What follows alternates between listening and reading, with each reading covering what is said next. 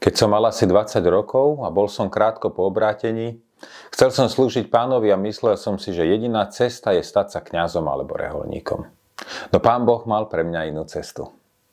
Na 10. výročie nášho sobáša ma manželka prihlásila na konferenciu organizovanú katolíckou kontemplatívno-charizmatickou komunitou.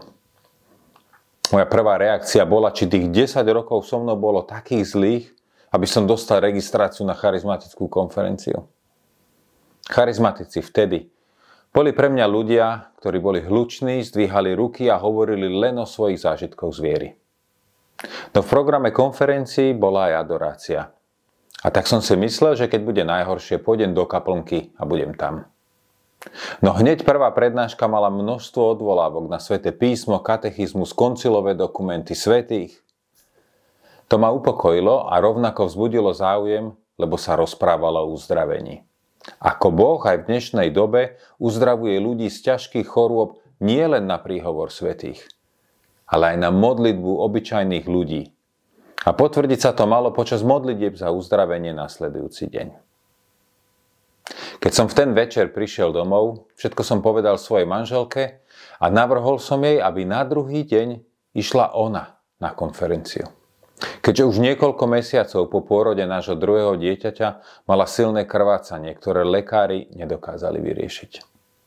Keď som mu prišiel večer vyzdvihnúť, pýtal som sa jej, ako bolo a či ju Pán uzdravil. Povedala, že nevie, lebo nie všetkému rozumela.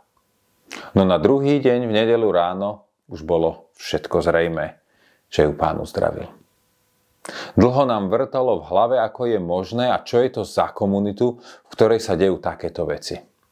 Od toho času sme začali pravidelne chodiť na ich konferencie a spoznávať ich. Asi o 3 roky neskôr bola manželka na ďalšej konferencii, kde počas modlitieb za uzdravenie vstala jedna pani z vozička po 16 rokoch.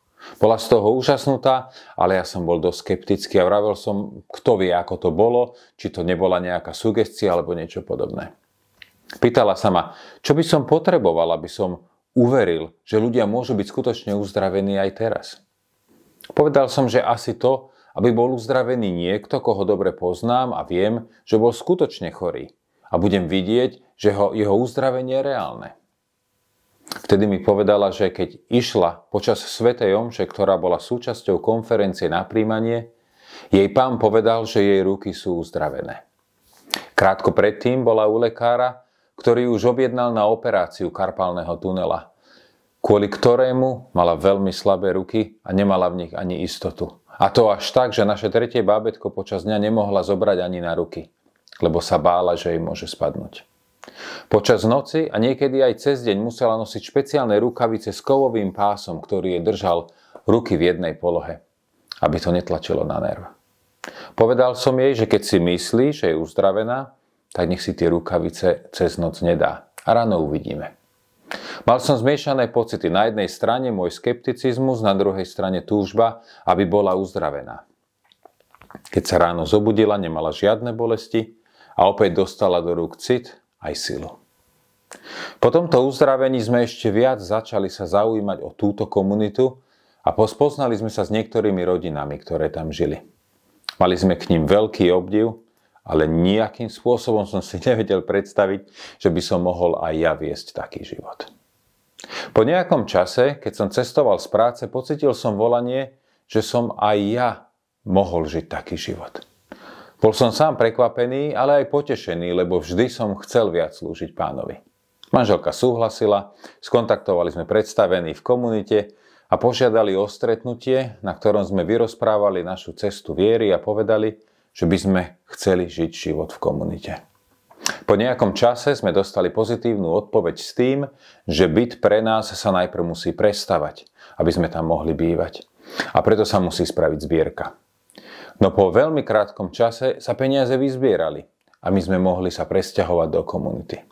Boli sme plní entuziazmu a radosti. Konečne sme mohli začať žiť život našich snov. Žiť s Pánom v Eucharistii pod jednou strechou. Rozhodli sme sa pre radikálnu zmenu. Zo skúseného počítačového konzultanta v Londýne, ktorý zarobil viac peňazí ako potreboval, sa stal novic. So všetkým, čo k tomu patrí. Začali sme žiť z Božej prozreteľnosti. Prozreteľnosti, ktorá nikdy nesklame, hoci má často iné formy, ako by sme očakávali. Začala sa nám škola seba poznávania. Zistil som, že nie som taký svätý a ani taký slobodný od vecí, ako som si myslel. Pán musel vo mne pretvoriť veľa vecí, aby som začal objavovať, kto skutočne som. A že aj napriek mojej realite som Božím dieťaťom a som milovaný.